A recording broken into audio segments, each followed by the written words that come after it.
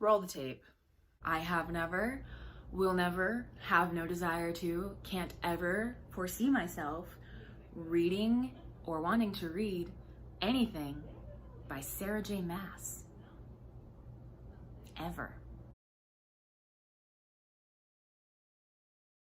What's up, guys? It's V Renee. Welcome to my channel, or welcome back to my channel. I know what I said. I stand by it. And yet here we are. Welcome to the first video of 2021 and the first video in my Notorious Authors series. For the month of January, we are going to be talking about exclusively the one and only creator of the A Blank of Blank and Blank, Sarah J. Maas. And today we're talking about her very first foray into the Blank of Blank and Blank, A Court of Thorns and Roses, or as it is referred to all over social media, ACOTAR. I knew that I wasn't going to like this book. Again, roll the tape. I never had any interest in reading it. However, the reasons that I don't like it are different than I thought they would be. Why does Sarah J. Maas write the way she does? Why does she do this thing? Why does everything have two adjectives?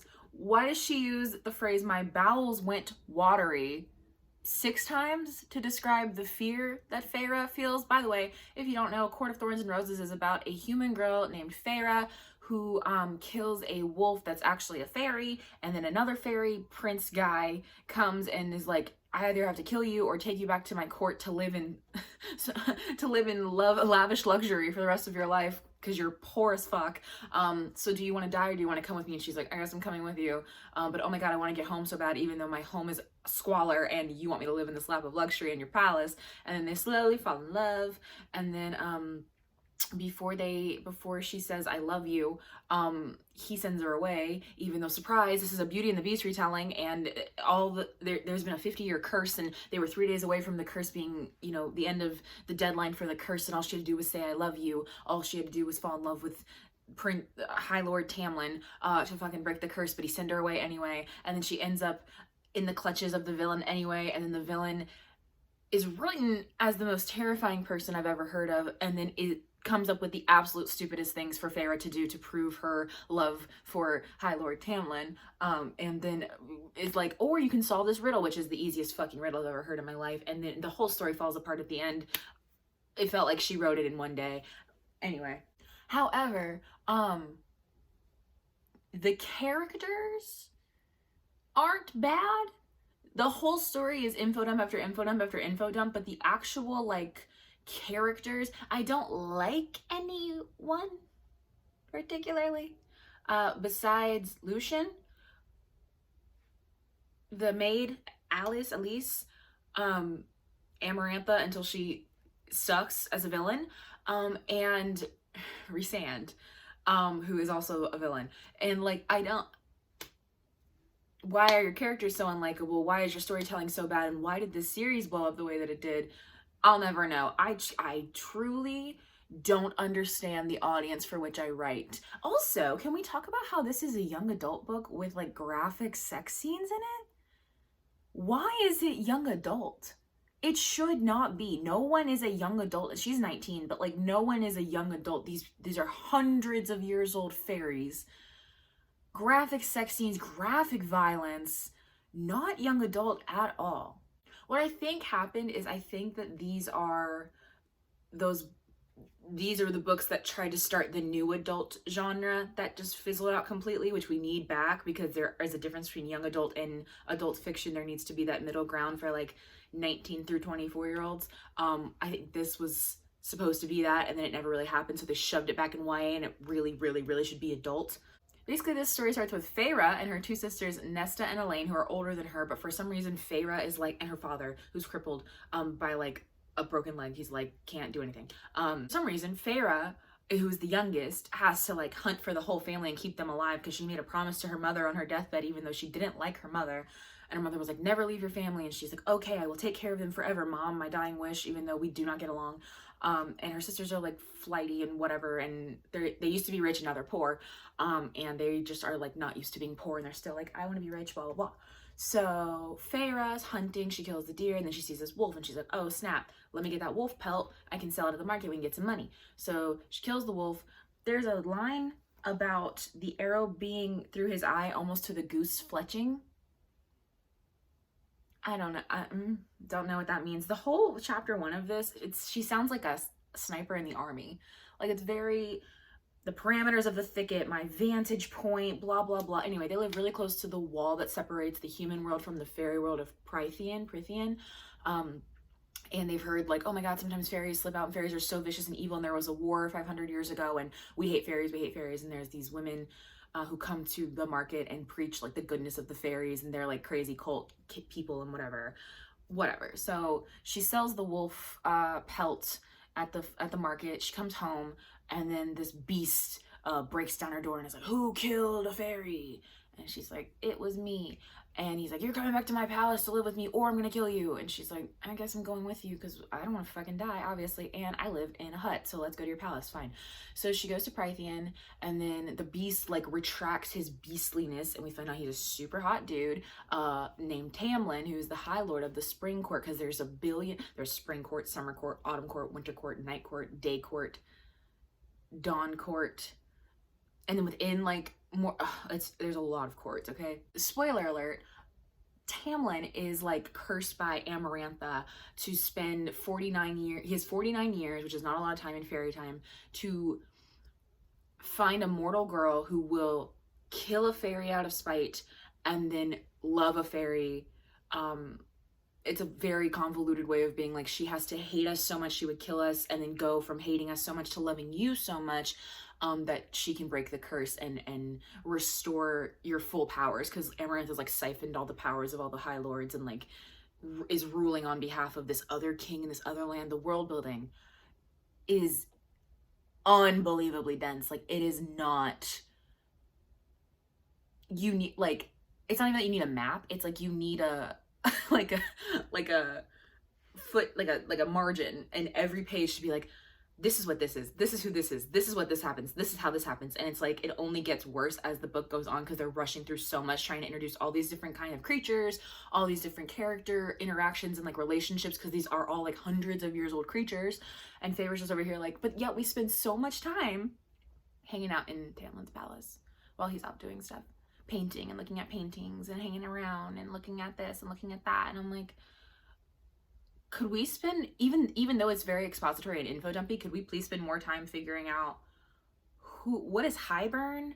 What does that have to do with Amarantha?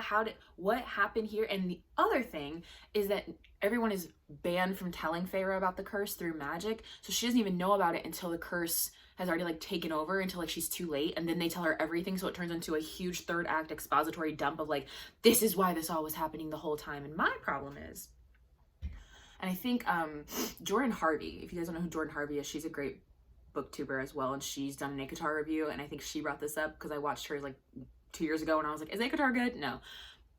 If the whole point of the curse is for Feyre to fall in love with Tamlin, why did Tamlin go get her and kidnap her as a beast with horns and talons and claws and fangs and fucking fur and like a scary man, kidnap her from her home, hold her prisoner in his palace?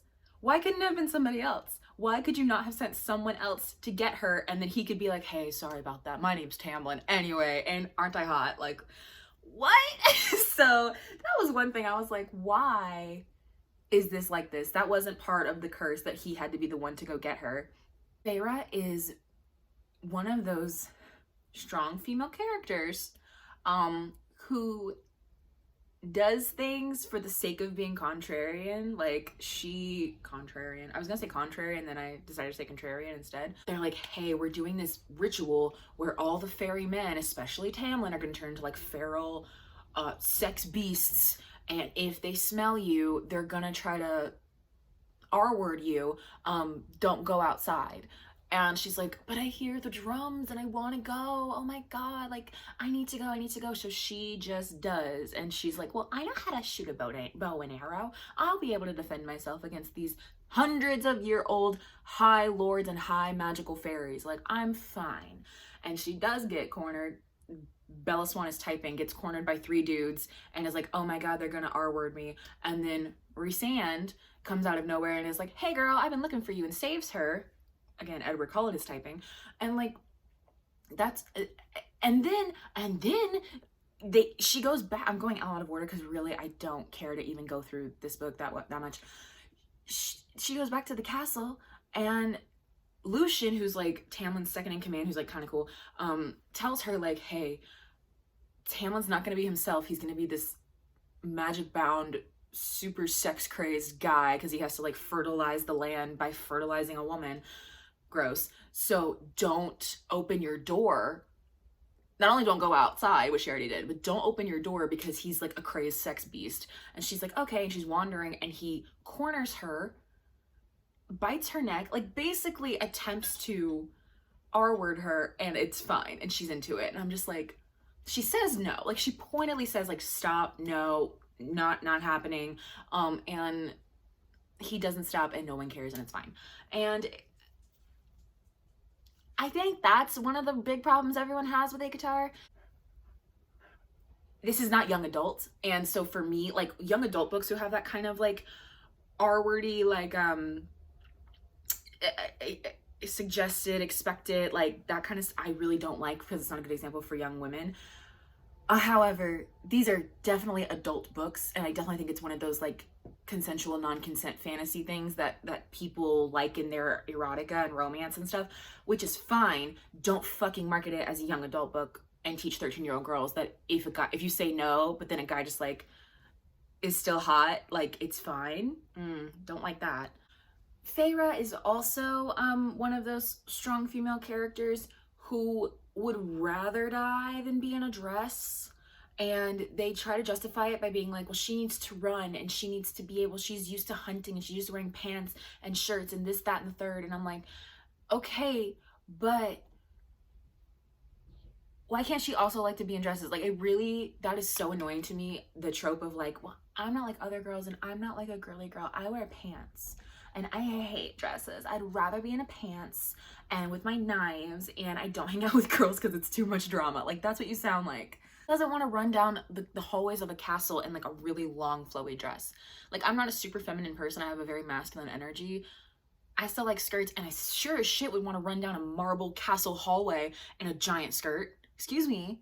And she keeps on being like, through the first third of the book, she's like, I gotta talk to Tamlin, I gotta talk to Lucian and see if there's another way, because they're talking about this treaty, and the treaty between the fairies and the humans when they got in that war was like, if you kill one of ours, either we kill them or we take them with us and they live with us.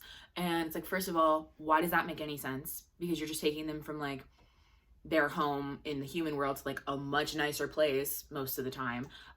Second of all, she keeps being like, I gotta see if there's another way out of the treaty, another way to fulfill this treaty. And I'm like, Feyre, they told you there are 2 ways. You live there or you die. So stop poking the bear and being like, there's gotta be another way besides me living with Tamlin. It's killing you. They already told you. They told you that. Like, what? Whatever. Sarah J. Maas has a huge issue with flip-flopping between like proper I am a high fairy who's hundreds of years old speaking, and then and I am a human girl from like long ago speaking, and using like kick him in the balls, like da da da da, like very like casual, frank ways of speaking that we would speak now. I hate, like, if you're gonna commit, just be like, either it's really proper and civilized or it's not. Just because you want to throw a cute little quippy one-liner in there, you change the whole tone of the book. I don't, whatever. So she's trying to figure out if there's another way to break this treaty, which, like I fucking said, it's to die. So go off, Feyre, like, keep chasing your dreams, I guess. So she traps this creature called the Suriel. And the Suriel, like, tells her, like, you have to stay with the king, the High Lord, and you will be fine. This, that, and the third. And because nobody's able to tell her about, like, the actual curse, she doesn't realize that he's saying, like, you have to stay there so that you can break the curse. Because they know, like, as long as you guys stay together, the curse will break, you guys will fall in love, and everything will be fine, because the curse is affecting the entire world of Prythian. Like, it's everybody is affected, because Amarantha's like creatures are like fucking up everything and pillaging everything, and all the High Lords are like siphoned of most of their powers, even though Tamlin is still super powerful. So I'm like, oh my god, like what can he do? They're like gods basically. Like, it's really crazy how much they can do with only some of their power. It's wild. So basically, the serial like just stay with him, and then these other creatures called the Naga come, and Tamlin has to like rescue her, and like this is where they start to like get more like, he's trying to be really nice to her, and he like gives her paints to paint, and he's like, we'll try to teach you how to read because she's illiterate, and that comes back later. Basically just like all these nice things of like Stockholm syndroming her, and I was like, oh, this is a Beauty and the Beast retelling. That's when I realized it, because I thought I had heard that, but I didn't remember until I was like, he gave her paint. And I was like, Belle had books, Feyre has paint. Like, great. And also Feyre kind of sounds like fair, like beautiful and fair, and Belle was beautiful. And I was like, oh, this is where we're going. I understand. And also she refers to Tamlin as the Beast a couple times in the first act of the book. Yeah, so we got there. And also, I think this book greatly suffered from being a Beauty and the Beast retelling. If we would have just gone with the story at hand and not had to like shoehorn this curse into it, and the way that the curse had to work, and we just let it be like that, yeah, they brought her there because of this reason, but like then it turned into the reason the third act of the book just falls apart is because like you took Beauty and the Beast, which was just a woman cursed a prince, and then the prince had to get the spell broken through true love, and you made it to where like it was this woman who is like the general of the other king, and now you have to go through these trials, and it turned into the fucking Hunger Games. And I was like, just the last like 100 pages was like, now it's the Hunger Games, and now you have to solve this stupid ass riddle, and now like, wow, this is a horror book, which is fine with me. I love scary shit. Also, that's very confusing to me. A lot of the people that I know who really enjoy the ACOTAR books are very squeamish, and they really don't like horror stuff, but there is a lot of ultra violence in this. There is a lot of stabbing and killing and stabbing and puking and this and that, and the end of the book is fucking brutal, and I was fine with that because I love like horror and you know, shock and like those kind of things. But a lot of people I know who talk about these books talk about that they're like romantic fantasy, and I'm like, did you not read the last third? Did you not read the part where they like took a human girl and they flayed her alive, and like her insides were hanging out on the wall, and like that Feyre had to kill 3 innocent fairies to like rescue the rest of them, and she can like, and then she got her fucking neck broken? Like, were you not there? Did you not see that Amarantha had the soul of a living, well, dead man in his eyeball in her ring? That she like had a man trapped in her ring with like his eyeball moving around for like 500 years. Like, where did we read the same book? That shit was awful. And then Feyre got hurt and like she almost died in the dungeon. Like, that was a whole different book. And the problem was, if that had happened at like the 50% mark, where we had stopped spending dozens and dozens of pages wandering around Tamlin's fucking house and like trying to figure out how to break this treaty that doesn't exist, because it doesn't exist, it's an excuse to get her there to break the curse, but nobody can tell her that, obviously, because we have to make this as convoluted as possible. Just like, we could have spent 50% of the book under the mountain with Amarantha and all these trials and all these things, and it wouldn't have been so fucking rushed, and you could have come up with a better riddle than the stupid ass riddle that Feyre had to solve to free everyone immediately. It was, oh my god, it was stupid. And it sucked, because I was like, oh, this Amarantha stuff, like, she's scary as fuck. And then they were like, you have to complete 3 trials. One of which, 3 trials. So the first one, she has to like fight this worm creature, and that was pretty intense and cool. The second one, Lucian's like chained up next to her in another chamber, and he can't see the wall, and she has 3 levers, and there's a riddle at the top, and she has to pull the lever that has the correct answer, but she's illiterate. So of course this is like a fucking nightmare for her, but Amarantha does not know that she's illiterate.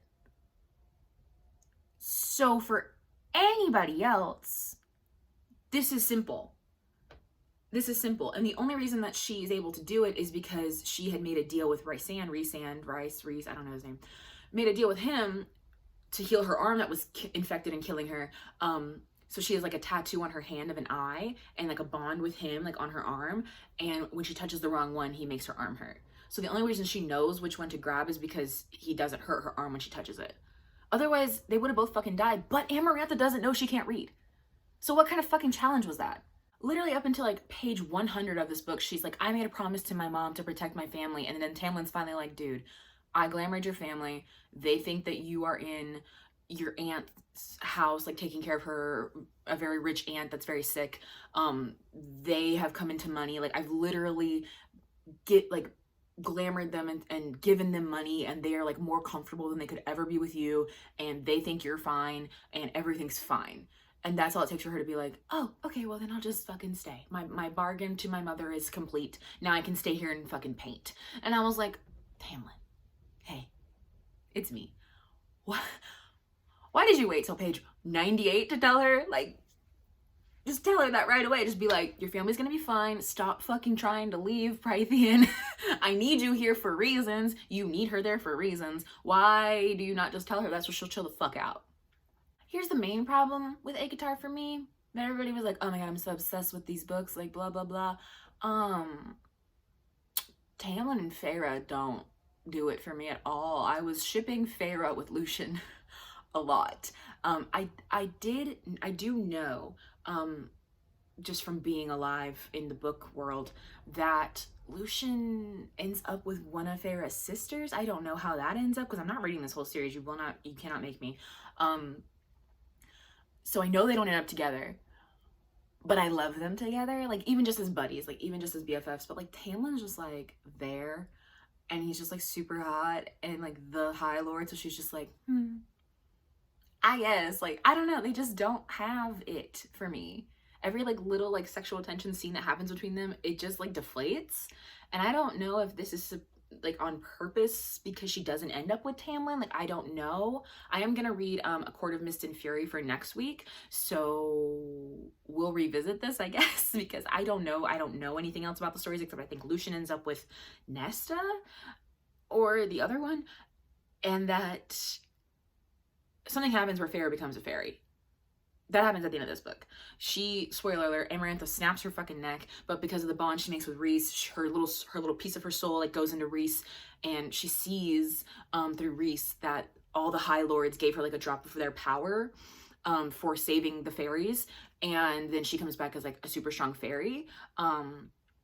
And she's like, holy shit. But then she's still like super traumatized from like killing those innocent fairies and like seeing her human friend like strung up on the wall, because Rhysand came to visit the court and tried to get her name for Amarantha, because Rhys like works for Amarantha but like unwillingly or something like that. He's like her whore is what they call him. But she gives him a fake name of like a friend, like a neighbor of hers, and then Amarantha sends fairies to kill that family. And then when she gets to under the mountain where Amarantha lives, she sees like that girl's body like strung up, and she's like, oh, I got her killed as fuck. And I'm like, yes you did. You're a little scaredy bitch. You should have just said your own name. But I get it. I've never been in the presence of a very scary fairy before. And hopefully I never will be, because I don't. Fairies are stupid to me. Sorry. They find like a fairy with its wings cut off that's been like sent from the Night Court, which is where Rhysand rules. And they're like trying to help it, but it dies. And that's when I was like, all these people I know from Book Talk and like Bookstagram who are like, oh my god, ACOTAR is so sexy and like I love it. I was like, did you guys miss the part where like there's a lot of fucking death and violence in this? Because I didn't.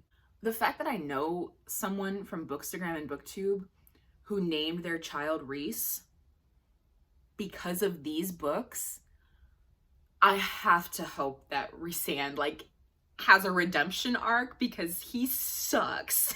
And I was like, did you just like the name? No, because we don't name our children after fictional characters if we just like the name. We name them because we love the character. Page 173, he left me and I took a gasping breath, not realizing I'd been holding it.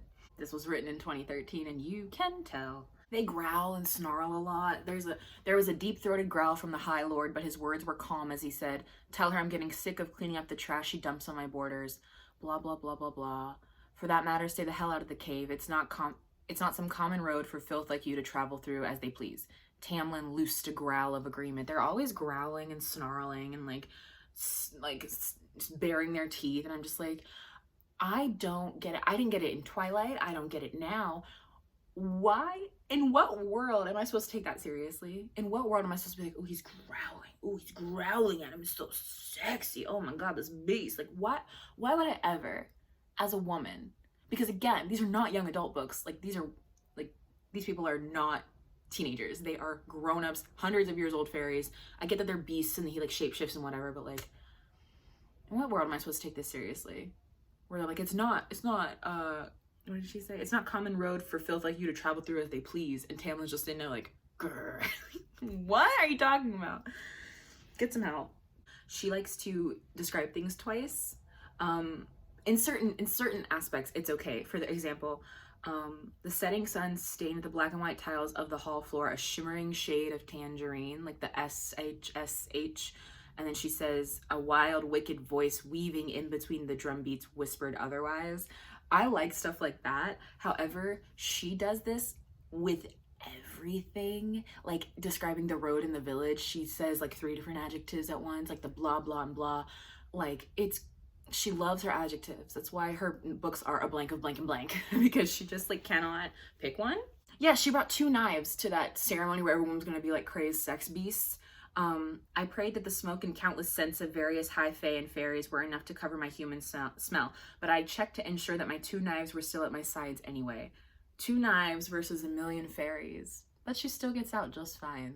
Like Sarah wants us to believe that these people are like, these fairies are just like the most powerful, like they can make you do anything. It's not even safe to leave Tamlin's castle because you have no idea, like they can make you do anything, they could wreck your mind.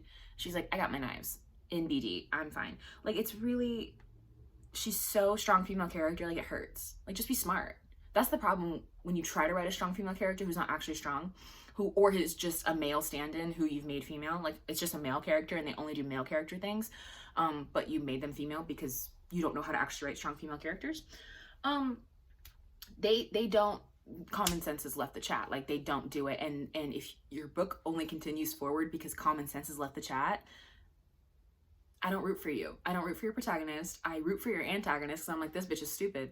Get rid of her. I'm done reading about her, honestly. Fairy changes a lot between like the beginning of the book and the end of the book, and I understand she was a fairy in a world she knew nothing about, and that's what maybe she was a little bit stupid, but I'm also like, hey, if you don't know anything about where you are, maybe listen to the people who've lived there for hundreds of years. Oh God, okay, this is, okay.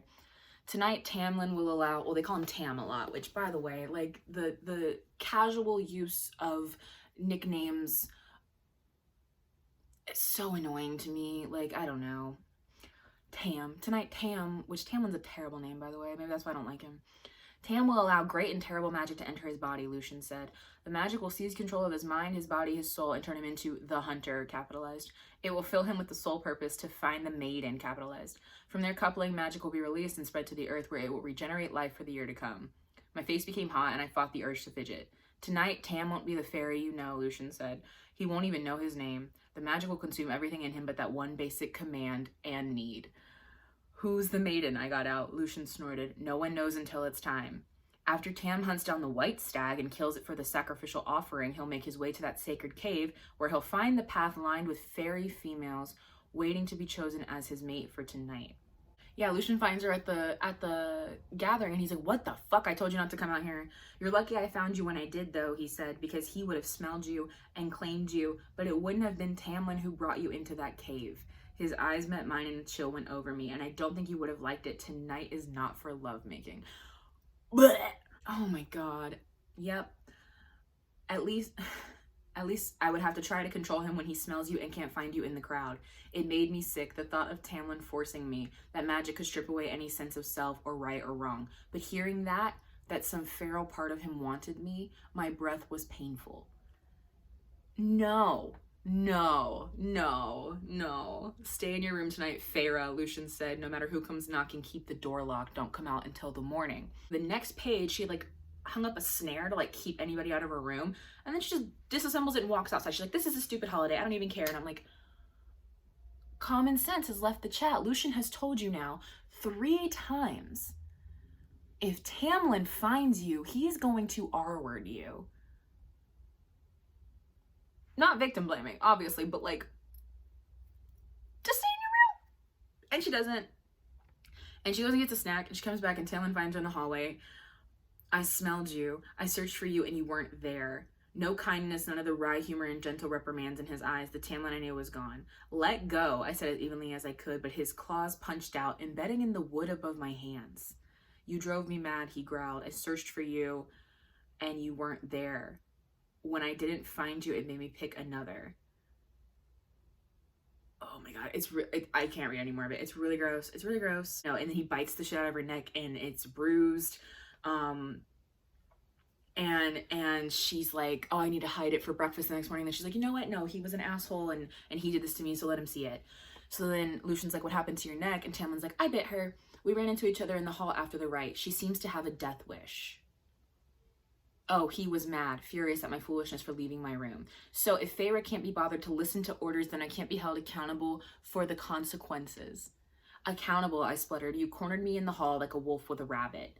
While I may not have been myself, Lucian and I both told you to stay in your room. So first, I know I said the same thing, but you didn't even say sorry. You didn't even say sorry.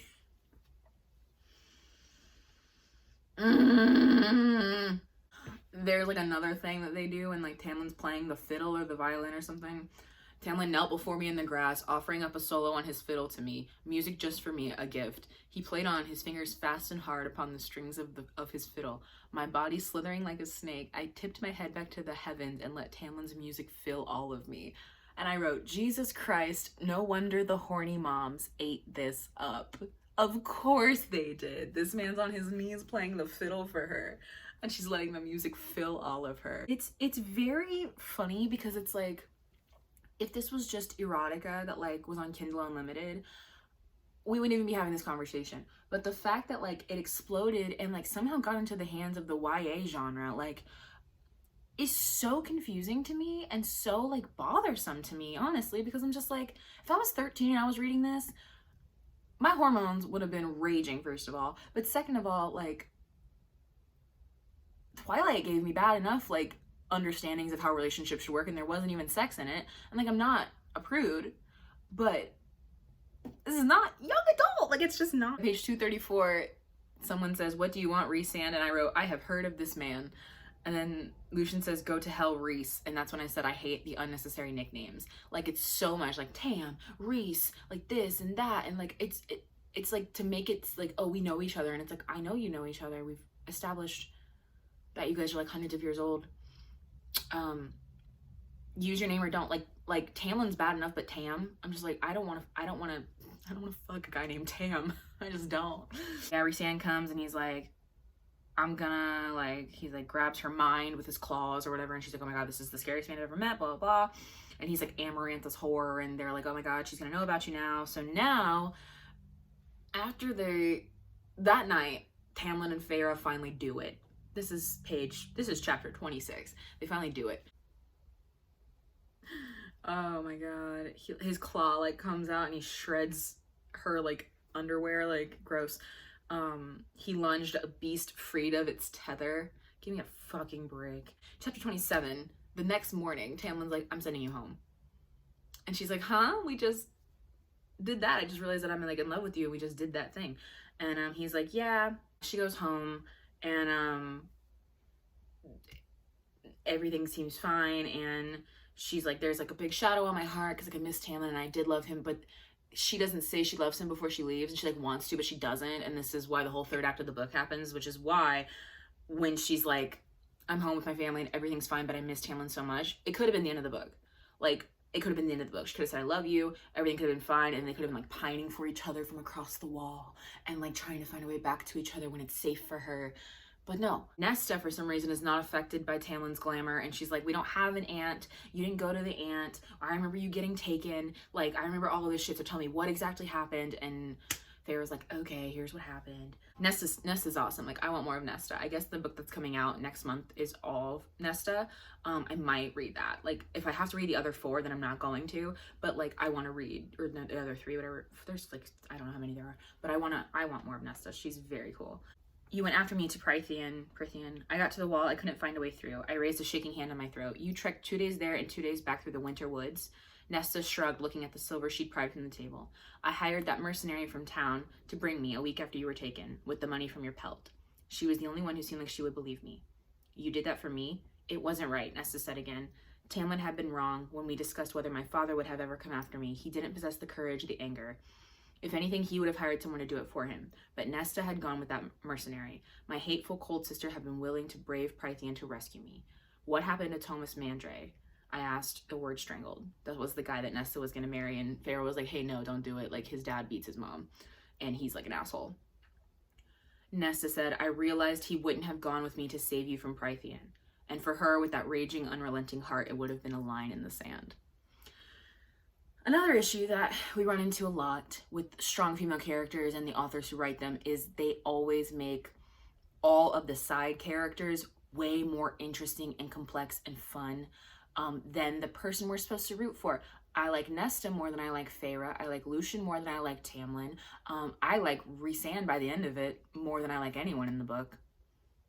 He's an asshole, but like at least he's complex and interesting. Yeah, strong female character syndrome, again, page 268. I'd known Tamlin was in trouble, not just with the blight on Prythian, but also that the forces gathering to destroy him were deadly. And yet I'd stopped looking for answers, stopped finding it, glad, so selfishly glad, to set down that savage, wild part of me that had only survived hour to hour. I'd let him send me home. I hadn't tried harder to piece together the information I'd gathered about the blight or Amarantha. I hadn't tried to save him. I hadn't even told him I loved him. Like, you should have told him you loved him, because then this whole thing could have been avoided. But also, you're just a person. You're just a 19-year-old girl. Like, I don't know what you thought you were supposed to do. I hate to be like that, but like, why is it up to you to save the fucking world? They're hundreds of year old, super powerful fairies. Why is it up to you? Whatever, she goes back and nobody's there, and where Alice is still there, but everybody else is gone, and Alice tells her the whole freaking legend, and there's so much of it, like, it's just an info dump for literally an entire chapter. Spell could be broken if that girl said to his face that she loved him and she meant it with her entire heart. And that's what Feyre was like, I made a boo-boo. Like, I should have said, but I didn't. And Feyre says, I'm sorry. Alice snorted, tell that to Tamlin. He only had 3 days after you left before the 49 years were over. 3 days, and he let you go. She came here with her cronies at the exact moment the 7 times 7 years were over, and seized him along with most of the court, and brought them under the mountain to be her subjects. Tamlin's stupid. Tamlin should not have sent her away. I don't care if his reason was like, well, she's in danger. It's like, the only way to save everyone else was for her to say that she loved you. That was the only way. And you sent her somewhere else where the fairy creatures have still been they've still been breaching the wall. So you sent her away from you and the only protection she could have had, knowing damn well that Rhysand already found her and knows who she is and told how to tell Amarantha about her. Like, what are you talking about? Tamlin is so fucking dumb. Like, why is Feyre sorry? Feyre had no control over any of this. She goes to under the mountain. She's like, I come to claim the one I love. And like, Tamlin's like acting like he doesn't know who she is. And he's like, I don't know who she is. I don't know who she is. And then that's when we see Claire up on the wall, like her entrails out. It's awful. Amarantha is wearing the finger bone of this guy, Jurian, who part of the thing is that he was in love with Amarantha's sister, and then he killed the sister because his human lover like went with another guy. It's very convoluted and I don't remember why, but the point is that she had beef with Jurian, so she took his finger bone and put it on a necklace, and took his eye and his soul and put it in a ring, and so he's conscious forever. I don't care. It's very creepy and cool in the book, but like, I don't remember why it happened. It's fine. If you can answer this riddle, I will let everybody free in Prythian immediately. The riddle is, there are those who seek me a lifetime, but we never meet, and those I kiss but who trample me beneath ungrateful feet. At times I seem to favor the clever and the fair, but I bless all those who are brave enough to dare. By large my ministrations are soft-handed and sweet, but scorned I become a difficult beast to defeat. For though each of my strikes lands a powerful blow, when I kill I do it slow. Spoiler alert, the answer is love. Love, that's the answer. Yeah. And Feyre has months in a dungeon to figure this out, and she only figures it out as Amarantha is literally snapping her spine. She's like, love, and then she dies. And it's like, but they're all free, so she did it great. Great job, Feyre. She looks at Rhysand, his violet eyes twinkled. I made an obscene gesture before I broke into a run, heading straight for the worm. Like, flipping off a High Lord before you run to, like, kill a creature is just so fucking cutesy and, like, quirky to me. Like, it's a very, like, modern contemporary thing to do. Just, like, flip up, like, fuck you, bye! Like, again, just fucking up the tone of your whole book just for the sake of a cutesy adventure. And, like, bones, and she, like, gets cut on a bone, and the shit gets in it and gets infected, whatever. So then Rhysand's like, I will fix your arm. You have to come live with me for a week every month in the Night Court. And she's like, all right, I'm fucking dying, so I guess let's do it. And then she gets, like, the tattoos all over her arm that's, like, shows, that she has a bargain with him. Find out that Rhysand's got, like, bat wings. Flaring out behind him were massive black membranous wings like a bat's. He tucked them in neatly behind them, but the single claw at the apex of each peeked over his broad shoulders, the face of 1,000 nightmares and dreams. That again useless part of me stirred at the sight, the way the candlelight shone through the wings, illuminating the veins, the way it bounced off his talons. Is she turned on by the bat wings? Unclear. Every single night, he takes her and, like, paints her with, like, paint, and it's, like, magical paint. It's, like, the only way that, the only person who can touch you without smearing this is me. So then he's, like, dresses her all, like, scantily and, like, takes her into court, and Tamlin has to watch while he gets her drunk on fairy wine and, like, makes her dance for everyone. And it's, like, very debasing and humiliating. I don't know why this is. I think to fuck with Amarantha, to fuck with Tamlin, to, like, I don't know what it is for. But it gets to the point where she's just like, cool, please get me drunk and let me forget that this shit is happening because I'm so miserable. Like, I just want to die. I mean, Rhysand never touches her, like, anywhere but her waist. And so he's like, I'm not a bad guy because I'm not R-wording you while you're drunk. Like, ew, I don't, these guys are, their bars on the floor. Tamlin, like, is somehow able to get away from Amarantha and, like, takes Feyre, like, into this, like, back hallway. And instead of trying to get her out and, like, help her escape, he just, like, pulls her into a hallway and they start almost doing it. And then, like, Rhysand, like, runs in and, like, starts kissing Feyre instead, because then Amarantha's, like, right behind him and all the paint is smeared because of Tamlin. So Rhysand, like, was trying to protect Feyre and Tamlin by, like, making it look like he smeared the paint. Like, so then I'm like, oh my god, is Rhysand, like, actually a good guy, or is he just, like, after his own interest? I don't know, but fuck you, Tamlin, because you could have tried to get her out in those 5 minutes you were alone, but no, you just wanted to, like, fuck her instead. Like, no. That was when I was like, I don't fucking like Tamlin. He'd known Amarantha was coming, talking about Rhysand. Maybe he'd done it to make her jealous, but maybe if he hadn't been kissing me, if he hadn't shown up and interrupted us, I would have gone out into that throne room covered in smudged paint, and everyone would know what I had been up to, because Tamlin had the paint all over him. So Rhysand, like, cleaned him up, put it all over himself, and, like, kissed Feyre to get caught by Amarantha. Rhysand, like, and Feyre are talking, and he says, if you had any stomach for cruelty, you'd go to Amarantha and tell her the truth about her whore. Perhaps she'd even give you Tamlin for it. Feyre's like, when you healed my arm, you didn't need to bargain with me. You could have demanded every single week of every single year. And he's like, yeah, I could have. And she's like, I would have said yes. And he's like, I know. So then I was like, oh, well, he's a dick with good intentions. I understand. People really ship Feyre and Rhysand, like, just from the, like, 5 seconds I spend on Bookstagram looking at ACOTAR, ACOMAF, ACOFAS, whatever the fuck else. People love them, so I'm assuming that, like, this continues on, and God, I hope so, because I fucking hate Tamlin. Amarantha's like, I have one more task for you. Here's 3 innocent fairies. If you kill all 3 of them, you can save this is your last task. If you finish it, I free everybody. So she kills 1 boy. She kills another girl, like the hoods come off their heads and she has to look them in the eyes while she fucking stabs them in the heart. It's, like, awful. 1, 2, the third one, bag comes off, and it's Tamlin. And she's like, oh fuck, can I kill the one I love and, like, save the rest of these people, or did I just kill these 2 people for no reason? It's like a whole thing. This is very, like, intense writing. It's actually very good, and I wish that we would have spent more time, like, with this.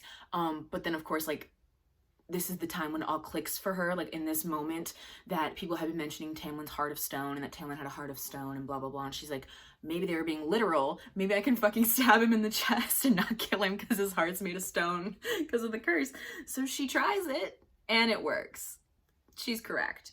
So then Amarantha's like, fuck you, like, I'm killing you, blah, blah, blah. She's thinking about the riddle. Love, I breathed, the world crumbling into a blackness with no end. A pause in Amarantha's magic, the answer to the riddle. I got out as I choked on my own blood. is love.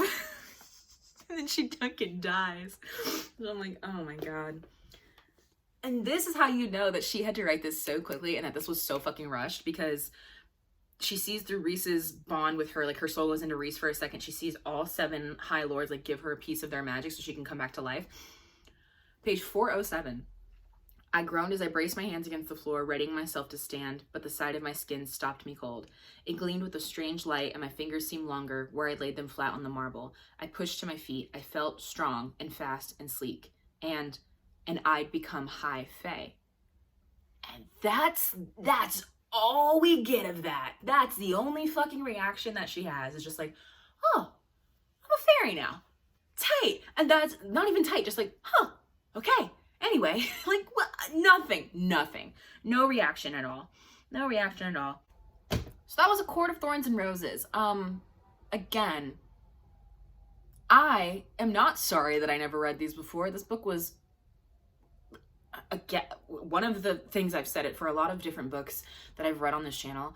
The potential is the frustrating part. Like the potential, Crave had it, Crush did not. Crave had it, Hush Hush had it, Caraval really had it, like to the point where it's almost like a good book for me. Like Cruel Prince kind of had it. Oh my God, talk about a ripoff. If I was Sarah J Maas, I would spend the rest of my life in lawsuits. Like, honestly, the amount of books that came out that I've read that are dated, published after this one, that are so similar and steal so many things from it, I was just like, oh, this is why Sarah J Maas is as big as she is, because everyone fucking rips her off. Like, for real. I don't know if she probably ripped off other fantasy people. I don't really read high fantasy, so maybe she needs to be sued. I don't know. But the potential is there.